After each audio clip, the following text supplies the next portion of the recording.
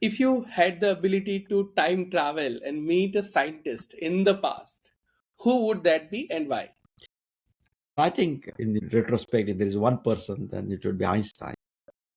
I mean, the way that he worked, he was pretty alone. One of Mm, those things, people who sort of had very deep ideas, but maybe mm, the audience doesn't know all these things because they only know Einstein as the great genius that the world admired and was world famous and so on.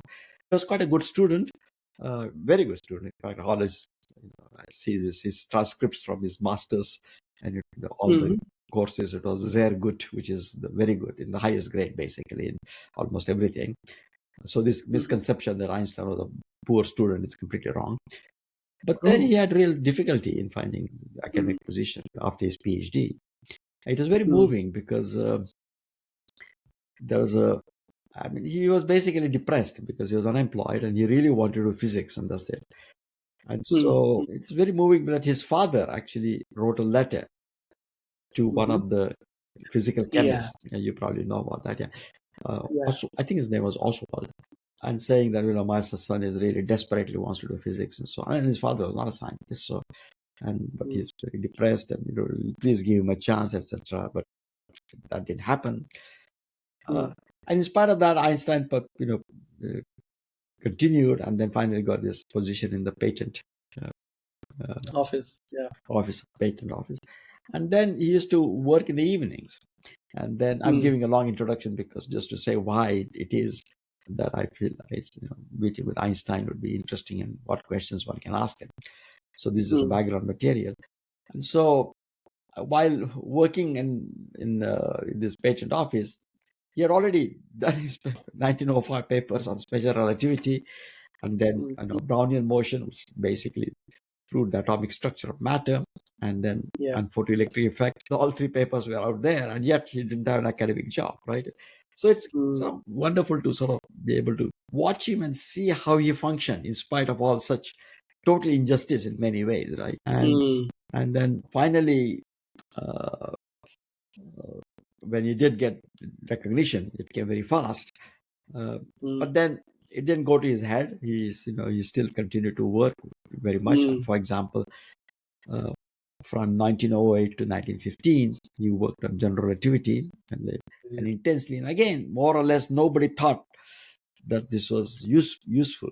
In fact, when Max Planck came to Zurich to invite Einstein to go back to Germany, he asked, they told Einstein that they were offering him three positions in a professorship mm, and a directorship of, at that time, William Kaiser Institute, which now is called the Max Planck Institute, mhm, and a fellowship of the Berlin Academy of Science and so on. So mm, you of these three positions and such thing, and then after that, business matters. He asked Einstein, "What are you working on?" So Einstein told him that he thought that Newtonian theory of gravity was not compatible with special relativity and therefore had to be modified. And Planck, mm, the founder of quantum mechanics, is a totally leading German physicist at that time. Even mm, then, he said that, well, my uh, my dear young colleague, if I had to give you an advice, you should drop this because first of all, you will not succeed in mhm, finding a new theory of gravity, and even if you did succeed, no one will believe you. These are the mm. exact quotes. And Oh, Einstein still, had respect for Planck, but had also inner self confidence that he mm, continued and continued for 8 years, right? 1915, finally it finished, and he published his equations. And yeah. I think that journey was so astonishing, totally. This whole journey, right? From not having a job to discovering general relativity in Berlin, when even though he had a Mm, top position, people thought he was wasting his time. And mm, so I think it'll be under, I'd love to sort of have deeper understanding of how you felt inside during all this mm, time, and mm, what I mean. I know what drove him, but understanding him from firsthand from him, Einstein, yeah. as to what drove him to Mm, do with such single-mindedness. In fact, when he finally finished the paper, I think 2 days after he submitted it in November of 1915 to mm, the paper on general relativity, he wrote to Sommerfeld, who was he was the only professor of theoretical physics at that time in the university in Munich. And Arnold mm, Sommerfeld, I think 8 of his students got Nobel Prize, including Heisenberg and Pauli. And so he told Sommerfeld that, for last several months have been both extremely exhausting and at the same time exhilarating mm, when he calculated the perihelion of Mercury. And, it had been mm, an open problem for a while. Internal gravity mm, explained solar system very well, but there were some mm, small things that it could not, which was this perihelion motion, a peculiarity in the motion of Mercury, the planet which mm, is closest to Sun and therefore strongest gravitational field. And mm, Einstein's equations, gave the correct perihelion.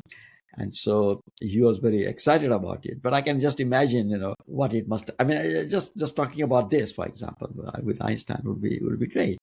And also, I I'm totally fascinated by the fact that, at the mm. same time he had this deep physical intuition as to which Yeah. bits of mathematics might be useful to capture some deep physics. And at the same time, because perhaps his work in patent office, he was also very practical minded. I mean, he has a patent on Mm, some technology of refrigerator. So very few people have this ability of such creativity and abstraction at the same time. I mean, he was wrong many, many times. People think, oh, Einstein was no, but he had both the straightforwardness of scientific thing of accepting his mistakes. So I mm, don't want to say that Einstein was, he, for example, didn't believe that the universe was expanding for the longest time. He thought it was aesthetically a one year. mm, It was not. It was horrible. I mean, it was not very. mm, Uh, and mm. so, and then but when the Hubble's discovery came, he changed his mind and everything.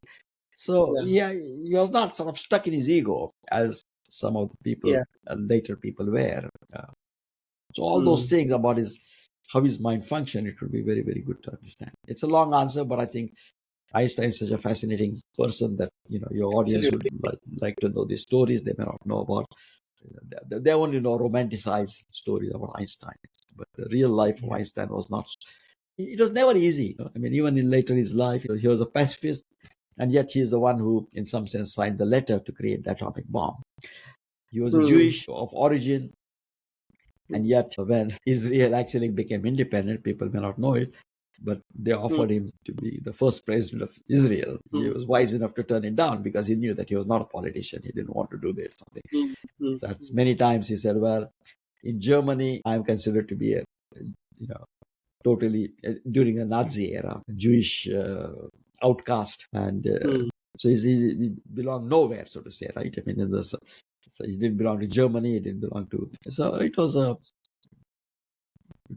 not easy life. So it would be good to Interact with interact and Albert. find out his inner motivations and his inner reactions to all these things, and how he managed to still Mm, calm and continue his work in spite of the yeah. opposition or skepticism of people.